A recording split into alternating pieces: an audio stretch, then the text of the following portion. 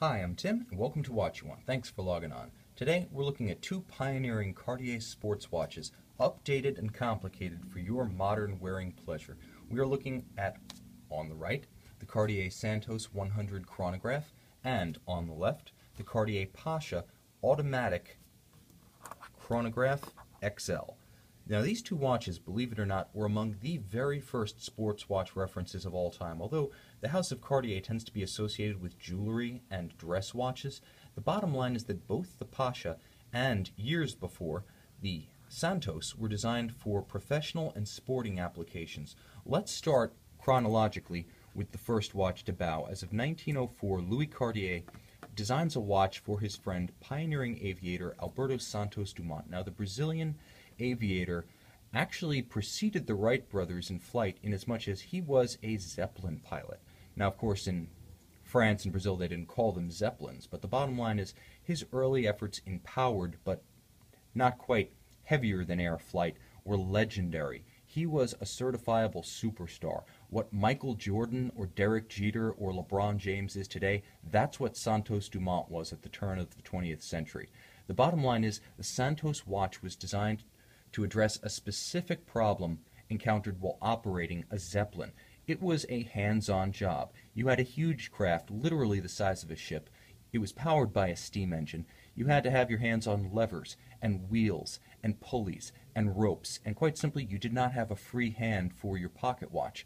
So he approached Louis Cartier, Santos Dumont did, and requested a watch that could be used when he didn't have a free hand. Well, Cartier took what was then a brand new watch style and not widely adopted, the wristwatch, and he applied that to Santos Dumont's query. He didn't just build a utilitarian instrument, he built a beautifully styled image of what was arguably the very first pilot's watch and the very first sports wristwatch, and that iconic shape, the Santos, in varying sizes with varying complications and materials treatments, has endured for over a century. So, when we talk about the Santos, we're really talking about both the first sports wristwatch and the first pilot's watch. And Cartier brings that concept into the 21st century with the Santos 100, originally released to celebrate the centennial of the Santos design. This one brings us into the second decade of the 21st century with a combination of a PVD steel case, a titanium bezel, and an integrated chronograph with a high-tech, sportier look than we're used to seeing from the House of Cartier. Now, that's a combination of two things. It's a combination of the complication and the aesthetic. Now, the chronograph wasn't part of the original Santos concept, but it may as well have been, because if wristwatch chronographs had existed at the turn of the 20th century, I can guarantee you an aviator, especially a pioneering aviator, would have wanted one. Now, this one's a fantastic unit, tough as nails. It's based on the Valjoux 7750 caliber, so it's automatic winding, it has a jump date, it's a time-tested design that's as tough as the watch itself, which is also waterproof to 100 meters. So if you want a Cartier that's ready to get wet and wild and kind of let its hair down, the Santos 100, both in terms of its history and in terms of the feature set of the Santos 100 XL chronograph, is the ideal candidate for a sportier, more active lifestyle watch that nevertheless embodies the best of the Cartier heritage and has one heck of a backstory to match. Now, you can see that with a high contrast dial, the traditional Cartier Santos train track outer circumferential rayhaut, that little chapter ring that features the two parallel lines joined by horizontal bars, that classic element is there, as are the Cartier Roman numerals, but the high contrast white on black style treatment really jumps, and it's almost like a reverse panda, where you have these silver dials, each with its own separate, uniquely styled train track chapter ring, and then you have those white sword hands. It's a fantastic, iconic look, and at the same time, because of the color scheme, because of the use of titanium and PVD steel, it's very contemporary, and it wears contemporary. Now, this case is approximately 47 millimeters lug to lug, and approximately 42 millimeters wide. You can see it on my wrist, 6 1/3 inches, 16 centimeters for our metric friends back in Paris, a favorite haunt of Alberto Santos Dumont and Louis Cartier, I should mention. The bottom line is it fits well, it fits snug. That cambered shape of the Santos case, especially the way it's been treated by Cartier with this supple combination leather and textile strap, it really fits nicely. It wears big. Obviously, this is not a traditional dress reference, and this is probably not going to be your first choice for the opera, but it does have the versatility because of that Cartier dress watch pedigree. Because the Cartier name is a little bit more acceptable as a formal style, you might be able to get away with this one in a suit. Again, I wouldn't say it's the first choice for the opera, but it has a little bit of versatility built in to go with an awful lot of sporting aesthetic. Now, if you want something that's perhaps just a little bit more traditional in its aesthetic, but still a Cartier sports watch with a history to match, this Pasha XL chronograph in stainless steel might be your choice. Now, first and foremost, this one came a few decades after the Santos, but it's still a veteran. Designed by Louis Cartier in the last decade of his life in 1933, this watch was originally designed as a sports watch for the Pasha of Marrakesh. Now, I like to say that between these two watches, you have option for air, land, and sea. Obviously, for air and possibly land, the Santos has got you covered. But for sea and land, no doubt, the Pasha is your go-to. And the iconic cabochon-capped canteen crown was the key to this design. The Pasha of Marrakesh was a sportsman, often out in the desert where it's dusty, often on the coasts where it can be quite wet as well as dusty. The Pasha needed a watch that he could wear full-time for his basically expeditions, his outings with his entourage, and not have to worry about wear and tear on the movement within.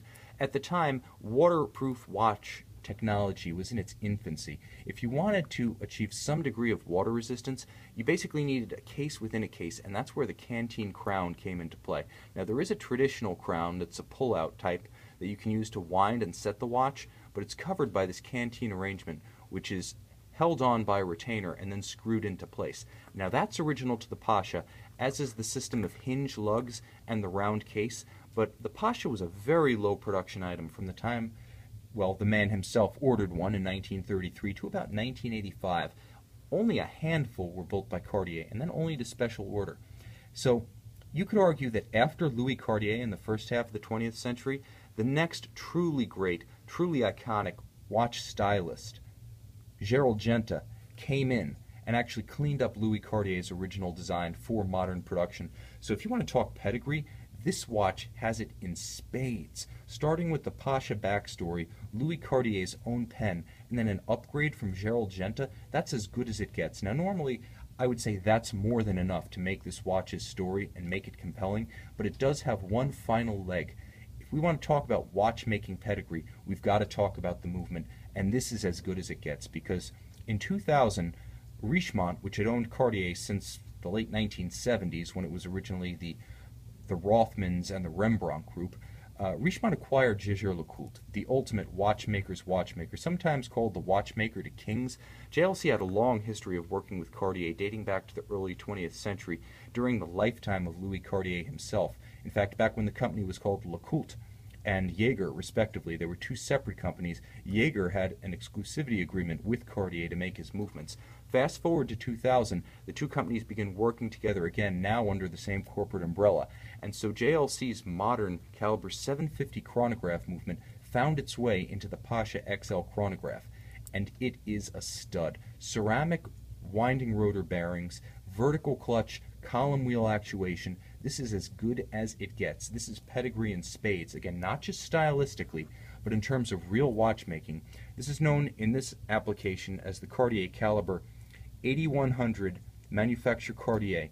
And if you were to have someone provide an engine for your road car, you would probably go for Ferrari by default. And if you were to look for an engine for your watch, Jaeger-LeCoultre of Le Sentier would be your go-to. They've built movements not just for Cartier, but also Audemars Piguet, Patek Philippe, Vacheron Constantin, and the bottom line is, in terms of actual engineering, they're arguably the premier house in Switzerland, bar none.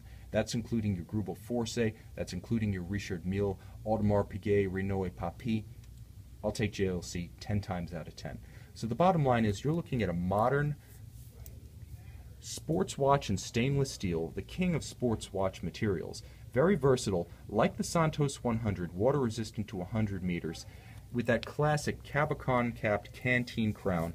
It's also perhaps a little bit more versatile because this watch has just a bit of a, I would say, a lighter, a little bit more of a elegant form to it. It doesn't have quite the bulk of the Santos 100. It has just as much wrist presence, but it definitely has a different vibe to it. It projects a different aesthetic, a different aura about it. Both of them classic references, instantly recognizable, not just for their models, but as Cartier generally. Now, both of these watches are available with 100% original Cartier factory accessories. You can see all the boxes, papers, the documents of provenance, the manuals, and the accessories on our website, Watch You Want. And again, if you're looking for a Cartier that can work hard and play hard, I've got two great candidates for the watch you want.